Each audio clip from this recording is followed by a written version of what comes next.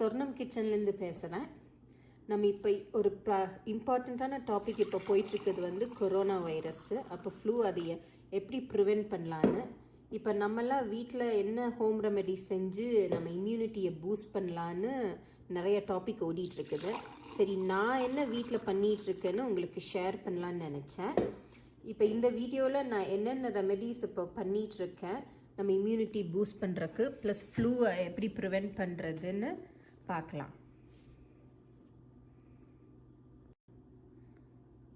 இப்போ நான் வந்து 4 ரெமெடி மாற்றி மாற்றி செஞ்சிட்ருக்கேன் ப்ரிவென்ஷனுக்காக.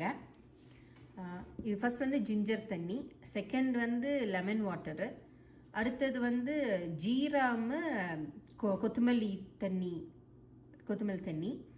அடுத்தது வந்து சோம்பும் அஜ்வான் சீட் வாட்டர். வாங்க ஒன்றொன்றும் நான் எப்படி செய்கிறேன்னு பார்க்கலாம். ஃபஸ்ட்டு வந்து ஜிஞ்சர் தண்ணி. இப்போ ஜிஞ்சர் இப்போ நம்ம வீட்டில் வீட்லேயும் இருக்குது, ப்ளஸ் அது எவ்வளோ பெனிஃபிட்டுன்னு நம்ம எல்லாத்துக்கும் தெரியும். ஸோ காலையில் எந்திரிச்சோடனே நம்ம இந்த ஜிஞ்சரை கொஞ்சம் தோலை உரித்து தட்டி தண்ணியில் கொதிக்க வச்சு குடித்தா அது ரொம்ப நல்லது. ஆக்சுவலாக ஜிஞ்சர் கோல்ட் அண்ட் காஃபை நல்லா சப்டியூ பண்ணும். அதனால் டெய்லி காலையில் இல்லாட்டியும் அட்லீஸ்ட் வீக்லி ட்வைஸ் ஜிஞ்சர் தட்டி குடித்தா ரொம்ப நல்லது உடம்புக்கு. அடுத்தது வந்து லெமன் வாட்டரு. ஹாட் வாட்டரில் லெமனை தொளிச்சு போட்டு அந்த தண்ணியை டெய்லியும் நார்மல் வாட்டருக்கு பதிலாக குடித்தா அது நல்ல உடம்புக்கு ரொம்ப நல்லது. இப்போ நான் ஒரு லெமனை வாஷ் பண்ணி கட் பண்ணி வச்சுருக்கேன். இப்போ இதை வந்து நம்ம ஹாட் வாட்டரில் போட்டுடலாம். இப்போ இதை போட்டுட்டு நம்ம இந்த தண்ணியை டெய்லியும் நம்ம குடிச்சிட்டே இருக்கலாம் நார்மல் வாட்டருக்கு பதிலாக. இந்த தண்ணி தீர்ந்துச்சுன்னா நம்ம இதை ரீஃபில் பண்ணிகிட்டே இருக்கலாம். லெமன் ஒரு நாள் ஃபுல்லாக வச்சுருக்கலாம் அப்படியே. இன்னொன்று நான் என்ன செய்கிறேன்னா, ஒரு குண்டால தண்ணி எடுத்துக்குங்க. நான் இப்போ ஒரு டீ குண்டால் எடுத்திருக்கேன். அது கூட நான் இப்போ ஒரு 1/3 கப்பு சோம்பு, அப்புறம் ஒரு 1/4 கப்பு ஓமம்பில் சேர்த்திடுறேன். இது நல்லா கொதிக்கணும். இந்த தண்ணி நல்லா கொதி வந்தோடனே ஸ்லோ பண்ணி அது ஒரு 10 மினிட்ஸ் கொதிக்கணும். அப்புறம் நம்ம அதை ஆற வச்சு நம்ம டெய்லி குடிச்சிட்ருக்கலாம் நார்மல் வாட்டருக்கு பதிலாக. இப்போ இது கொதிக்க ஆரம்பிச்சிருச்சு. நம்ம அப்படியே ஸ்லோ பண்ணி மூடி ஒரு 10 மினிட்ஸ் ஸ்லோலியே கொதிக்க விடலாம்.